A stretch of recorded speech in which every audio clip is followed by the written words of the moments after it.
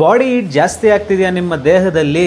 ಅದು especially body heat ಇಂದ mouth ಅಲ್ಸರ್ಸ್ಗಳಾಗಿರ್ಬೋದು, skin ರ್ಯಾಷಸ್ಗಳಾಗಿರ್ಬೋದು, hair fall ಆಗಿರ್ಬೋದು, ಇನ್ನೂ ಬೇರೆ ಬೇರೆ ಡೈಜೆಷನ್ ಪ್ರಾಬ್ಲಮ್ಗಳೆಲ್ಲ ಸ್ಟಾರ್ಟ್ ಆಗ್ತಿದ್ದಾವೆ. ಈ ಬಾಡಿ ಹೀಟ್ನ ಹೇಗೆ ನಾವು ಬರೀ 5 ದಿವಸದಲ್ಲಿ ಆಲ್ಮೋಸ್ಟ್ 80% ರಿಡ್ಯೂಸ್ ಮಾಡ್ಬೋದು, ಅದು ಎಸ್ಪೆಷಲಿ ಮನೆ ಟಿಪ್ಸಲ್ಲಿ.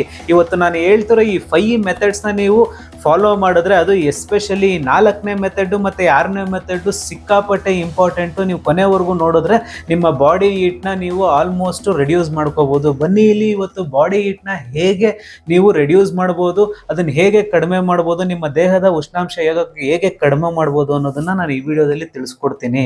ನೋಡಿ, ಇಲ್ಲಿ ಮೊದಲನೇದಾಗಿ ಬಂದ್ಬಿಟ್ಟು ಬಟರ್ ಮಿಲ್ಕ್ ಮತ್ತೆ ಲೈಮ್ ವಾಟರು. ನಿಮ್ಮ ಮೊದಲನೇ ಟಿಪ್ ಬಂದ್ಬಿಟ್ಟು ಬಟರ್ ಮಿಲ್ಕ್ ಅಥವಾ ಲೈಮ್ ವಾಟರು. ಇದು ಯಾವಾಗ ನೀವು ಯೂಸ್ ಮಾಡಬೇಕು ನೋಡಿ, ಇಲ್ಲಿ ಮಿಡ್ ನೂನು ಮಧ್ಯಾಹ್ನ 12 ಗಂಟೆಯಲ್ಲಿ, ಮಧ್ಯಾಹ್ನ 12 ಗಂಟೆ ಅಥವಾ 12:30 ಅಷ್ಟರಲ್ಲಿ ನೀವೇನು ಮಾಡಬೇಕು ಅಂತ ಹೇಳಿದ್ರೆ, ಬಾಡಿ ಹೀಟು ಜಾಸ್ತಿ ಆಗಿರುತ್ತೆ ಆ ಟೈಮಲ್ಲಿ ನೀವು ಬಟರ್ ಮಿಲ್ಕ್ ಕುಡಿಬೇಕು. ಮಜ್ಜಿಗೆ, 1 ಗ್ಲಾಸ್ ಅಷ್ಟು ಮಜ್ಜಿಗೆ ಕುಡಿಬೇಕು ವಿತ್ ಪಿಂಚ್ ಆಫ್ ಜೀರಾ. ಅದಕ್ಕೆ ಸ್ವಲ್ಪ ಜೀರಾ ಪೌಡರ್ ಮಿಕ್ಸ್ ಮಾಡಿಕೊಂಡು ಮಜ್ಜಿಗೆಗೆ ನೀವು ಕುಡಿದಾಗ ನಿಮ್ಮ ಬಾಡಿನೂ ತಂಪಾಗುತ್ತೆ, ನಿಮ್ಮ ಬಾಡಿ ಹೀಟು ಕಡಿಮೆ ಮಾಡುತ್ತೆ. ಇಲ್ಲಪ್ಪ ನಾನು ಮಜ್ಜಿಗೆ ಕುಡಿಯಲ್ಲ ಅನ್ನೋರಿಗೆ ಆಯ್ತಾ, ನೀವು ಲೈಮ್ ವಾಟರ್ ಕುಡಿಬೋದು. ಲೈಮ್ ವಾಟರ್ ಅಂತ ಹೇಳಿದ್ರೆ ಅದಕ್ಕೆ ಸ್ವಲ್ಪ ನೀವು ಹನಿ ಮಿಕ್ಸ್ ಮಾಡಿಕೊಂಡು ನಿಂಬೆ ರಸನ ಸ್ವಲ್ಪ ನೀರ್ಗೆ ಹಾಕೊಂಡು ಅದಕ್ಕೆ ಸ್ವಲ್ಪ ಹನಿ ಮಿಕ್ಸ್ ಮಾಡಿಕೊಂಡು ನೀವು 1 ಗ್ಲಾಸ್ ಅಷ್ಟು ಅದನ್ನು ಕುಡಿದಾಗ ನಿಮ್ಮ ಬಾಡಿಲಿರೋ ಟೆಂಪರೇಚರು ಕಡಿಮೆ ಆಗುತ್ತೆ, ನಿಮ್ಮ ಬಾಡಿ ಹೀಟು ಒಂದು ಮಟ್ಟಿಗೆ ಕೂಲ್ ಆಗುತ್ತೆ. ನೋಡಿ, ಇಲ್ಲಿ ಸ್ಕಿನ್ ಕೂಲಿಂಗ್ ಆಗುತ್ತೆ, ಅದ್ರ ಜೊತೆಗೆ ಅಸಿಡಿಟಿ ರೆಡ್ಯೂಸ್ ಆಗುತ್ತೆ. ಲೆಮನ್ ವಾಟರ್ ಕುಡಿಯೋರಿಗೆ ಸ್ವಲ್ಪ ಅಸಿಡಿಟಿ ಜಾಸ್ತಿ ಆಗ್ಬೋದು, ಅದಕ್ಕೋಸ್ಕರ ನೀವು ಬೇಕು ಅಂತ ಹೇಳಿದ್ರೆ ಮಜ್ಜಿಗೆನ ಕುಡಿಬೋದು. ಅದಕ್ಕೆ ಸ್ವಲ್ಪ ಜೀರಾ ಪೌಡರ್ ಮಿಕ್ಸ್ ಮಾಡಿಕೊಂಡು ಬಾಡಿ ಟೆಂಪರೇಚರ್ ನಿಮ್ಮ ಒಂದು ಮಟ್ಟಕ್ಕೆ ಕಡಿಮೆ ಆಗುತ್ತೆ. ಇನ್ನು 2ನೇ ಟಿಪ್ ಬಂದು ಕೂಲಿಂಗ್ ಫ್ರೂಟ್ಸ್ ಅಂತ ಹೇಳಿದ್ರೆ ನಿಮ್ಮ ಬಾಡಿನ ತಂಪು ಮಾಡುವಂಥ ಹಣ್ಣುಗಳನ್ನು ನೀವು ಸೇವಿಸಬೇಕು. ಅದು ಯಾವ್ಯಾವ ಹಣ್ಣುಗಳು ನೋಡಿ, ಇಲ್ಲಿ ವಾಟರ್ ಮೆಲನ್ ಸಿಕ್ಕಾಪಟ್ಟೆ ಇಂಪಾರ್ಟೆಂಟು. ಇನ್ನೇನು ಬೇಸಿಗೆ ಬರ್ತಾ ಇದೆ, ಈಗಲೇ ನಿಮ್ಮ ಬಾಡಿನ ಆದಷ್ಟು ಒಂದು ಟೆಂಪರೇಚರಲ್ಲಿ ತಂದಿಡ್ಕೊಂಡ್ರೆ ತುಂಬ ಒಳ್ಳೆಯದು. ಎಸ್ಪೆಷಲಿ ಬಾಡಿ ಸಿಕ್ಕಾಪಟ್ಟೆ ಹೀಟ್ ಆಗಿರುತ್ತಲ್ಲ ಅಂಥವ್ರಿಗೆ, ಏನು ಡೈಜೆಷನ್ನು, ಈ ಕಾನ್ಸ್ಟಿಪೇಷನ್ನು, ಗ್ಯಾಸ್ಟ್ರಿಕ್ ಎಲ್ಲ ಸ್ಟಾರ್ಟ್ ಆಗಿಬಿಟ್ಟಿರುತ್ತೆ, ಈ ಬಾಡಿ ಏನಂತಾರೆ ಹೀಟ್ ಆಗಿಬಿಟ್ಟು. ಅಂಥವರು ವಾಟರ್ ಮೆಲನ್ ತಗೋಬೇಕು. ಅದ್ರ ಜೊತೆಗೆ ಕುಕುಂಬರ್, ಸೌತೆಕಾಯಿನ ಯೂಸ್ ಮಾಡಬೇಕು. ಅದಾದ್ಮೇಲೆ ಮಸ್ಕ್ ಮೆಲನ್, ಕರ್ಬೂಜ ಹಣ್ಣು ಅಂತ ಏನು ಹೇಳ್ತೀವಿ, ನೀವು ಅದನ್ನ ಯೂಸ್ ಮಾಡ್ಬೋದು ನಿಮ್ಮ ಬಾಡಿನ ನಂತರ ಕೂಲ್ ಮಾಡೋದಕ್ಕೆ. ಅದ್ರ ಜೊತೆಗೆ ಟೆಂಡರ್ ಕೋಕೋನಟ್ಟು, ಎಳನೀರನ್ನು ನೀವು ಹೆಚ್ಚಿಗೆ ಸೇವಿಸಬೇಕಾಗುತ್ತೆ, ಎಸ್ಪೆಷಲಿ ನಿಮ್ಮ ಬಾಡಿ ಹೀಟ್ ಇದ್ರೆ ಅದನ್ನ ಕೂಲ್ ಮಾಡ್ಕೊಳ್ಳೋದಕ್ಕೆ. ನೋಡಿ, ಇಲ್ಲಿ ಹೀಟ್ ರಿಡ್ಯೂಸ್ ಮಾಡಲು ಫಾಸ್ಟಿಂಗ್ ಮಾಡಬೇಕಾಗಿಲ್ಲ. ಸುಮಾರು ಜನ ಅನ್ಕೊಳ್ಳೋದು ಏನು ಅಂತ ಹೇಳಿದ್ರೆ ಫಾಸ್ಟಿಂಗ್ ಮಾಡಿದ್ರೆ ನಮ್ಮ ಬಾಡಿ ಹೀಟ್ ಕಡಿಮೆ ಆಗೋಗುತ್ತೆ ಅಂತ. ಅದು ಏನಂತಾರೆ ಶುದ್ಧ ತಪ್ಪು. ಅದ್ರ ಬದಲು ನೀವೇನು ಮಾಡ್ಬೋದು ಅಂತ ಹೇಳಿದ್ರೆ, ಇಂಥ ಕೂಲ್ ಆಗುವಂಥ ಫ್ರೂಟ್ಸ್ಗಳನ್ನ ನಿಮ್ಮ ದೇಹಕ್ಕೆ ಇನ್ಕ್ಲೂಡ್ ಮಾಡಬೇಕು. ನೋಡಿ, ಇಲ್ಲಿ ಅದು ಎಷ್ಟು ತಿನ್ನಬೇಕು ಅಂತ ಹೇಳಿದ್ರೆ, ಮಾರ್ನಿಂಗು ಎಂಟಿ ಸ್ಟೊಮಕ್ ಇರುತ್ತಲ್ಲ, ಖಾಲಿ ಹೊಟ್ಟೆಯಲ್ಲಿ ನೀವು ವಾಟರ್ ಮೆಲನ್ನು ಮತ್ತು ಸೌತೆಕಾಯಿ ಎರಡೂ ಕಟ್ ಮಾಡಿ ಒಂದು ಬೌಲ್ ಆಗುವಷ್ಟು ತಿಂದಾಗ ಆಯಿತಾ, ನಿಮ್ಮ ಬಾಡಿ ಎಂತ ಮ್ಯಾಜಿಕ್ ಮಾಡುತ್ತೆ ಅಂತ ಹೇಳಿದ್ರೆ, ನಿಮ್ಮ ಬಾಡಿಲಿರೋ ಹೀಟು ಆಲ್ಮೋಸ್ಟ್ 50 to 60% ಕಡಿಮೆ ಆಗೋಗುತ್ತೆ ಜಸ್ಟ್ ಈ ನ್ಯಾಚುರಲ್ ಫ್ರೂಟ್ಸಿಂದ.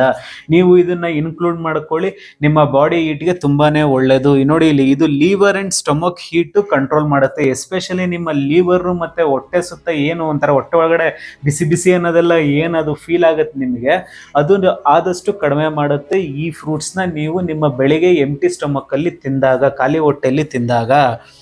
ಆಮೇಲೆ ಅದ್ರ ಜೊತೆಗೆ ಕೋಕೋನಟ್ ವಾಟರು, ನೀವು ಎಳನೀರನ್ನು ಕುಡಿಯೋದನ್ನು ರೂಢಿ ಮಾಡ್ಕೋಬೇಕು. ಸುಮಾರು ಜನ ಬರೀ ಏನಂತಾರೆ ಯಾವುದಾದ್ರು ಶುಗರ್ ಹಾಕಿರೋ ಜ್ಯೂಸ್ಗಳು ಜಾಸ್ತಿ ಕುಡಿತೀರ, ಅದ್ರ ಬದಲು ನ್ಯಾಚುರಲ್ ಆಗಿ ಸಿಗೋವಂಥ ಎಳನೀರನ್ನ ನೀವು ವೀಕ್ಲಿ ಒಂದು 3 to 4 ಟೈಮ್ಸ್ನ ಕುಡಿಬೇಕಾಗುತ್ತೆ. ಎಸ್ಪೆಷಲಿ ಯಾರ್ಯಾರಿಗೆ ಬಾಡಿ ಹೀಟು ಜಾಸ್ತಿ ಇದೆಯೋ, ನಿಮ್ಮ ದೇಹದ ಉಷ್ಣಾಂಶವನ್ನು ಏನಾದರೂ ನೀವು ಕಡಿಮೆ ಮಾಡಬೇಕು ಅಂತ ಹೇಳಿದ್ರೆ ಎಳ್ನೀರನ್ನು ನಿಮ್ಮ ಡಯಟಲ್ಲಿ ಇನ್ಕ್ಲೂಡ್ ಮಾಡ್ಕೊಳ್ಳಿ.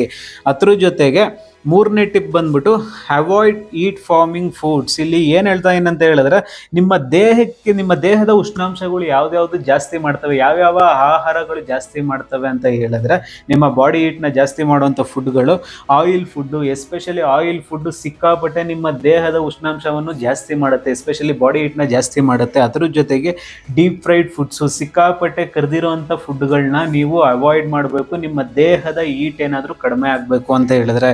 ಅದ್ರ ಜೊತೆಗೆ ಬೇಕ್ರಿ ಫುಡ್ಸ್ನ ನೀವು ಎಷ್ಟು ಅವಾಯ್ಡ್ ಮಾಡ್ತೀರೋ, ಬೇಕ್ರಿ ಫುಡ್ಸ್ ಅಂತ ಹೇಳಿದ್ರೆ ಈ ಶುಗರ್ ಐಟಮ್ಸ್ಗಳು ಇವೆಲ್ಲ ಬರ್ತಾವಲ್ಲ, ಇದಾದಷ್ಟು ಅವಾಯ್ಡ್ ಮಾಡಬೇಕು. ಇದು ಒಂದು ರೀಸನ್ನು ನಿಮ್ಮ ಬಾಡಿ ಹೀಟು ಜಾಸ್ತಿ ಆಗ್ತಿರೋದಕ್ಕೆ.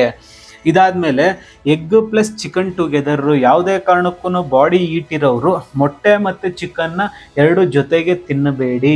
ಇದು ತಿನ್ನೋದ್ರಿಂದ ಏನಾಗುತ್ತೆ, ಇನ್ನೂ ಹೀಟ್ ಜಾಸ್ತಿ ಆಗುತ್ತೆ ನಿಮ್ಮ ಬಾಡಿಲಿ. ಅದು ಬೇರೆದಕ್ಕೆಲ್ಲ ಡೈಜೆಷನ್ ಪ್ರಾಬ್ಲಮ್ಗಳಿಗೆಲ್ಲ ಏನಂತಾರೆ ಮೂಲ ಕಾರಣ ಆಗೋ ಸಾಧ್ಯತೆನೂ ಜಾಸ್ತಿ ಇರುತ್ತೆ. ಸೊ ಅದಕ್ಕೋಸ್ಕರ ನೀವೇನು ಮಾಡಬೇಕು ಅಂತ ಹೇಳಿದ್ರೆ ಎಗ್ಗು ಮತ್ತು ಚಿಕನ್ನ ಒಟ್ಟಿಗೆ ತಿನ್ನಬೇಡಿ. ಇವತ್ತು ಎಗ್ ತಿಂದರೆ ನಾಳೆ ಚಿಕನ್ ತಿನ್ನಿ, ನಾಳೆ ಚಿಕನ್ ತಿಂದರೆ ನಾಳಿದ್ದು ಎಗ್ ತಿನ್ನಿ. ಆ ರೀತಿ ನೀವು ರೂಢಿ ಮಾಡ್ಕೋಬೇಕು. ಎಸ್ಪೆಷಲಿ ನಿಮ್ಮ ಬಾಡಿ ಹೀಟ್ ಕಡಿಮೆ ಆಗಬೇಕು ಅಂದರೆ, ನಾನು ಕಂಪ್ಲೀಟಾಗಿ ಬಿಟ್ಬಿಡಿ ಅಂತ ಹೇಳ್ತಿಲ್ಲ, ಬಟ್ ಆಲ್ಟರ್ನೇಟಿವ್ ಡೇಸ್ ಇಟ್ಕೊಳ್ಳಿ ಅದನ್ನು. ಅದ್ರ ಜೊತೆಗೆ ಸ್ಮೋಕಿಂಗ್ ಆ್ಯಂಡ್ ಆಲ್ಕೋಹಾಲು, ಯಾರ್ಯಾರು ಈ ವಿಡಿಯೋ ನೋಡ್ತಿರ್ತಿರೋ ದಯವಿಟ್ಟು ಅವ್ರು ನಾನು ಸ್ಟ್ರಿಕ್ಟಾಗಿ ಹೇಳೋದೇನು ಅಂತ ಹೇಳಿದ್ರೆ ಸ್ಮೋಕಿಂಗು ಆಲ್ಕೋಹಾಲ್ ಬಿಡಿ, ಇಲ್ಲಾಂದರೆ ನಿಮ್ಮ ಬಾಡಿ ಹೀಟು ಕಡಿಮೆ ಆಗಲ್ಲ. ಇವೆಲ್ಲ ವರ್ಕ್ ಆಗಬೇಕು ಅಂತ ಹೇಳಿದ್ರೆ ನೀವು ಇವೆರಡನ್ನ ಸ್ಟ್ರಿಕ್ಟಾಗಿ ಬಿಡಬೇಕು, ಎಸ್ಪೆಷಲಿ ಸ್ಮೋಕಿಂಗು ಮತ್ತು ಆಲ್ಕೋಹಾಲು ನಿಮ್ಮ ಬಾಡಿ ಹೀಟ್ನ ಕಡಿಮೆ ಮಾಡೋದಕ್ಕೆ. ಇನ್ನು 4ನೇ ಟಿಪ್ ಬಂದ್ಬಿಟ್ಟು ಇದು ಸೂಪರ್ ಇಂಪಾರ್ಟೆಂಟ್. ಸುಮಾರು ಜನ ಏನಂತಾರೆ ಇದನ್ನ ನೆಗ್ಲಿಜಿಯನ್ಸ್ ಮಾಡ್ಬೋದು, ಬಟ್ ಇದು ನಮ್ಮ ಬಾಡಿ ಹೀಟ್ನ ಕಡಿಮೆ ಮಾಡೋದಕ್ಕೆ ಆಗಿನ ಕಾಲದಲ್ಲೆಲ್ಲ ನಮ್ಮ ತಾತ ಮುತ್ತಾತಂದಿರೆಲ್ಲ ಇದನ್ನ ಬಳಕೆ ಮಾಡ್ತಿರೋ. ಅದು ಏನಪ್ಪಾ ಅಂತ ಹೇಳಿದ್ರೆ ಮಣ್ಣಿನ ಮಡಿಕೆ ನೀರು. ಇವಾಗ ಏನ್ ಮಾಡ್ತೀವಿ, ಒಂದು ಬಾಟ್ಲಲ್ಲಿ ನೀರು ತುಂಬಿಸ್ಬಿಡ್ತೀವಿ, ಹೋಗಿ ಫ್ರಿಜ್ಜಲ್ಲಿ ಇಡ್ತೀವಿ, ಒಂದು ಅರ್ಧ ಗಂಟೆ ಆದ್ಮೇಲೆ ಕೂಲ್ ಆಗುತ್ತೆ, ಎತ್ಕೊಂಡು ಕುಡಿದು ಬಿಡ್ತೀವಿ, ಬಾಡಿ ಟೆಂಪರೇಚರ್ ಕಡಿಮೆ ಆಗೋಯ್ತು ಅಂತ ನೀವು ಅನ್ಕೊಂತೀರಾ. ಬಟ್ ನೀವು ಫ್ರಿಜ್ ನೀರು ಕುಡಿದಷ್ಟು ಇನ್ನೂ ನಿಮ್ಮ ಬಾಡಿ ಹೀಟ್ ಜಾಸ್ತಿ ಆಗುತ್ತೆ. ನೋಡಿ ಇಲ್ಲಿ ಕೋಲ್ಡ್ ವಾಟರ್ ಬೇಡ, ರೆಗ್ಯುಲರ್ ಫ್ರಿಜ್ ವಾಟರ್ ಕೂಡ ಬೇಡ. ಏಂತಕ್ಕೆ ಅಂತೇಳಿ ನಿಮ್ಮ ಬಾಡಿ ಹೀಟ್ ಇನ್ನೂ ಜಾಸ್ತಿ ಆಗುತ್ತೆ. ಮಣ್ಣಿನ ಮಡಿಕೆಗಳು ನೀವು ಏನಂತಾರೆ ಇಲ್ಲಿ ಬೆಂಗಳೂರು ಸೈಡ್ ಇಲ್ಲ ಸಿಟಿ ಸೈಡ್ಗಳೆಲ್ಲ ಸಿಗೋದು ಸ್ವಲ್ಪ ಕಷ್ಟನೇ, ಬಟ್ ಹುಡ್ಕಿದ್ರೆ ಸಿಗುತ್ತೆ ಆಯ್ತಾ. ಆ ಥರ ಒಂದು ಮಡಿಕೆ ತಂದು ನೀವು ಆ ಮಡಿಕೆಯಲ್ಲಿ ನೀರು ಸ್ಟೋರ್ ಮಾಡಿ ನೀವು ಅಟ್ಲೀಸ್ಟ್ ಡೈಲಿ ಒಂದು 2ರಿಂದ 3 ಗ್ಲಾಸ್ ನೀರಾದರೂ ಕುಡಿಬೇಕಾಗುತ್ತೆ. ನೀವು ಕಂಪ್ಲೀಟಾಗಿ ಅದರಲ್ಲೇ ಕುಡೀರಿ ಅಂತ ಹೇಳ್ತಿಲ್ಲ, ಡೈಲಿ ಒಂದು 2ರಿಂದ 3 ಗ್ಲಾಸ್ ನೀರು ಕುಡಿರಿ. ನಿಮ್ಮ ಬಾಡಿ ಟೆಂಪರೇಚರ್ನ ಇನ್ನೂ ಕೂಲ್ ಮಾಡುತ್ತೆ. ಇದು ನ್ಯಾಚುರಲ್ಲು ಮತ್ತು ಸೂಪರ್ ಎಫೆಕ್ಟಿವ್, ಎಸ್ಪೆಷಲಿ ಮಡಿಕೆ ನೀರು. ನೋಡಿ ಇಲ್ಲಿ ಬಾಡಿ ಟೆಂಪರೇಚರ್ ಬ್ಯಾಲೆನ್ಸ್ಡ್ ಆಗಿರುತ್ತೆ, ಮತ್ತು ನಿಮ್ಮ ಡೈಜೆಷನ್ ಅನ್ನೋದು ಏನಿದೆ, ಡೈಜೆಷನ್ ಒಂಥರ ಫುಲ್ ಹಾರ್ಡ್ ಆಗಿರುತ್ತಲ್ಲ, ಅದು ಸ್ಮೂತ್ ಆಗೋದಕ್ಕೆ ಇದು ಹೆಲ್ಪ್ ಮಾಡುತ್ತೆ, ಎಸ್ಪೆಷಲಿ ಮಣ್ಣಿನ ಮಡಿಕೆ ನೀರು. ಇದಾದ ಮೇಲೆ ಇನ್ನು 5ನೇ ಪಾಯಿಂಟ್ ಬಂದ್ಬಿಟ್ಟು ಸ್ಲೀಪ್ ಅಂಡ್ ಹೈಡ್ರೇಷನ್ನು. ಇಲ್ಲಿ ನಿದ್ದೆ ಮತ್ತು ನಿಮ್ಮ ದೇಹದ ಉಷ್ಣಾಂಶ ಏನಾದರೂ ಕಡಿಮೆ ಆಗಬೇಕು ಅಂತ ಹೇಳಿದ್ರೆ ಹೈಡ್ರೇಷನ್ ಮಾಡೋದು ತುಂಬಾ ಇಂಪಾರ್ಟೆಂಟು. ನಿಮ್ಮ ಬಾಡಿಗೆ ವಾಟರ್ ಎಷ್ಟು ಬೇಕೋ ಅಷ್ಟು ನೀವು ಕೊಡ್ತಾ ಇಲ್ಲ. ಸುಮಾರು ಜನ ಬರೀ 1 ಲೀಟ್ರು ಅರ್ಧ ಲೀಟ್ರೇ ಕುಡಿದಿರ್ತಾರೆ. ನಾನು ಕಣ್ಣಾರೆ ಎಷ್ಟೊಂದು ಜನ ನೋಡಿದ್ದೀನಿ. ದಯವಿಟ್ಟು ಆ ರೀತಿ ಮಾಡಬಾರ್ದು. ನೀವು ಪ್ರತಿನಿತ್ಯ ಡೈಲಿ 2.5ರಿಂದ 3 ಲೀಟರು ನೀರು ಕುಡಿಬೇಕು. ಎಸ್ಪೆಷಲಿ ಬಾಡಿ ಹೀಟು ಯಾರ್ಯಾರಿಗೆ ಜಾಸ್ತಿ ಆಗಿದೆಯೋ, ಜಾಸ್ತಿ ಆಗಿರಲಿ ಬಿಡಲಿ, ಅಟ್ಲೀಸ್ಟ್ ನಿಮ್ಮ ಬಾಡಿಗೆ ಒಂದು 2.5ರಿಂದ 3 ಲೀಟ್ರ್ ನೀರು ಕಂಪಲ್ಸರಿ ಬೇಕು. ಅದ್ರ ಜೊತೆಗೆ 7ರಿಂದ 8 ಅವರ್ ನಿದ್ದೆ ಕಂಪಲ್ಸರಿ ಆಯಿತಾ. ಈ ಮೊಬೈಲ್ ಬಂದ್ಬಿಟ್ಟು ನಿಮ್ಮ ನಿದ್ದೆನ ಎಷ್ಟು ಹಾಳು ಮಾಡಿದೆ ಅಂತ ಹೇಳಿದ್ರೆ, ಪಾಪ ಕಷ್ಟಪಟ್ಟು ಬೆಳಗ್ಗೆಯಿಂದ ಕೆಲಸ ಮಾಡಿ ಸಂಜೆ ಬಂದು ಮಲಗಿರ್ತೀರ. ನೀವೇನು ಮಾಡ್ತೀರಾ ಅಂದರೆ ಟೈಮ್ ಪಾಸ್ ಮಾಡೋಣ, ಸ್ವಲ್ಪ ರಿಲ್ಯಾಕ್ಸ್ ಮಾಡೋಣ ಅಂದ್ಬಿಟ್ಟು ಆಯಿತಾ ಮೊಬೈಲ್ಗೆ ಅಡಿಕ್ಟ್ ಆಗಿಬಿಟ್ಟಿರ್ತೀರಾ. ಸುಮಾರು ಜನ ಆ ಕಾಲದಲ್ಲಿ ಏನು ಮಾಡೋರು ಅಂತ ಹೇಳಿದ್ರೆ, ಮನೆಗೆ ಬಂದಿದ ತಕ್ಷಣ ಅಪ್ಪ ದಿಂಬಕ್ಕೆ ತಲೆ ಕೊಟ್ಬಿಟ್ರೆ ಸಾಕು ನಿದ್ದೆ ಮಾಡೋಣ ಅಂತ ಎಲ್ಲರೂ ಯೋಚನೆ ಮಾಡೋರು. ಈ ಕಾಲದಲ್ಲಿ ಏನು ಯೋಚನೆ ಮಾಡ್ತೀರಾ ಅಂತ ಹೇಳಿದ್ರೆ, ದಿಂಬಕ್ಕೆ ತಲೆ ಕೊಟ್ಟಿದ ತಕ್ಷಣ ಕೈಯಲ್ಲಿ ಮೊಬೈಲ್ ಹಿಡ್ಕೊಂಡು 1.5-2 ಗಂಟೆವರೆಗೂ ನೋಡೋಣ ಸಾಕಪ್ಪ ಅನ್ನೋ ರೀತಿ ನೀವು ನಿಮ್ಮ ಲೈಫ್ ಸ್ಟೈಲ್ನ ಹಾಳು ಮಾಡ್ಕೊತಾ ಇದ್ದೀರಾ. ದಯವಿಟ್ಟು ಅಂಥ ಲೈಫ್ ಸ್ಟೈಲಿಂದ ಆಚೆ ಬನ್ನಿ. ಡೈಲಿ 2.5ರಿಂದ 3 ಲೀಟ್ರ್ ನೀರು ಕುಡೀರಿ. ಮನೆಗೆ ಬಂದಿದ ತಕ್ಷಣ ಅಥವಾ ಮನೆಯಲ್ಲೇ ಇರೋರಾಗಿದ್ರು ಆಯಿತಾ, ನೀವು ಮಲಗೋಕ್ಕಿಂತ ಮುಂಚೆ ಅರ್ಧ ಗಂಟೆ ಮೊಬೈಲ್ನ ಸೈಡ್ಗೆ ತೆಕ್ಬಿಟ್ಟು ನೆಮ್ಮದಿಯಾಗಿ ಮಲಗಿ 7ರಿಂದ 8 ಅವರ್ ನಿದ್ದೆ ಮಾಡಿ ನಿಮ್ಮ ಬಾಡಿ ಹೀಟು ಕಡಿಮೆ ಆಗುತ್ತೆ.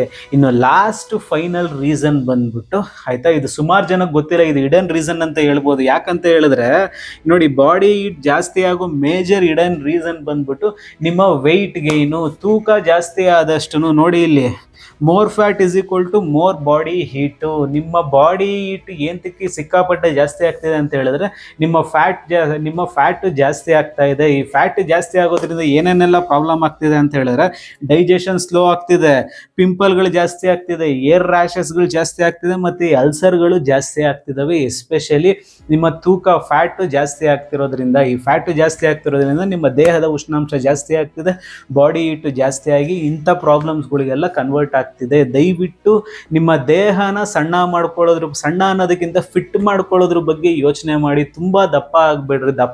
ನೀವು ಏನಂತಾರೆ, ದಪ್ಪ ಆದರೆ ನಾನು ಏನೋ ಒಂಥರ ಗಟ್ಸಾಗಿ ಕಾಣ್ತೀನಿ ಅಂತೆಲ್ಲ ನೀವು ಅನ್ಕೋಬೋದು ಆಯಿತಾ. ಏನು ತಿಂದ್ರು ನನ್ನ ದೇಹ ತಡ್ಕೊಳ್ಳುತ್ತೆ ಅಂತ ಅನ್ಕೋಬೋದು. ಒಂದ್ಸಲಿ ಎತ್ತಾಕ್ಬಿಡ್ತು ಅಂತ ಹೇಳಿದ್ರೆ ಈ ರೀತಿ ಹೀಟ್ ಆಗೋ ಎಲ್ಲ ಚಾನ್ಸಸ್ಗಳು ಜಾಸ್ತಿ ಇರ್ತವೆ. ದಯವಿಟ್ಟು ನಿಮ್ಮ ದೇಹನ ಸಣ್ಣ ಮಾಡ್ಕೊಳ್ಳಿ ಆಯಿತಾ. ಇವಾಗ ನಾನು ಹೇಳಿದ್ದು ಎಲ್ಲ ರೀಸನ್ಸ್ಗಳು ಆಯಿತಾ. ನಿಮ್ಮ ಬಾಡಿ ಹೀಟ್ಗೆ ಒಂದು ಸೊಲ್ಯೂಷನ್ಸ್ ಅಂತ ಹೇಳ್ಬೋದು. ಇದನ್ನು ನೀವು ಕರೆಕ್ಟಾಗಿ 5 ದಿವಸ ಯೂಸ್ ಮಾಡಿದ್ರೆ ನಿಮ್ಮ ಬಾಡಿಲಿರೋ ಹೀಟ್ಗಳು ಕಡಿಮೆ ಆಗ್ತವೆ. ನಿಮಗೇನಾದರೂ ನಿಮ್ಮ ದೇಹದಲ್ಲಿರೋ ಹೀಟ್ ಕಡಿಮೆ ಮಾಡಿಕೊಂಡು ನನ್ನ ವೆಯ್ಟನ್ನು ಲಾಸ್ ಮಾಡ್ಕೋಬೇಕು ನ್ಯಾಚುರಲ್ ಆಗಿ, ಅದು ಮನೆ ಫುಡ್ಡಲ್ಲೇ ಅಂತ ನಿಮ್ಗೇನಾದರೂ ಮನಸ್ಸಲ್ಲಿತ್ತು ಅಂತ ಹೇಳಿದ್ರೆ, ಅದು ಹೊಸ ವರ್ಷದಲ್ಲಿ ನಿಮ್ಮ ದೇಹನ ಟ್ರಾನ್ಸ್ಫರ್ ಮಾಡ್ಕೋಬೇಕು ಅಂತ ಹೇಳಿದ್ರೆ, ಇವತ್ತು ನನ್ನ ಕ್ಲೈಂಟ್ಸ್ಗಳು ಒಂದು 250-300 ಜನ ಕ್ಲೈಂಟ್ಸ್ಗಳು ಇವತ್ತು ಎಲ್ಲರೂ ವೆಯ್ಟ್ ಲಾಸ್ ಮಾಡ್ತಾ ಇದ್ದಾರೆ. ಸುಮಾರು ಜನ ಇವತ್ತು ಟ್ರಾನ್ಸ್ಫಾರ್ಮ್ಗಳಾಗಿದ್ದಾರೆ.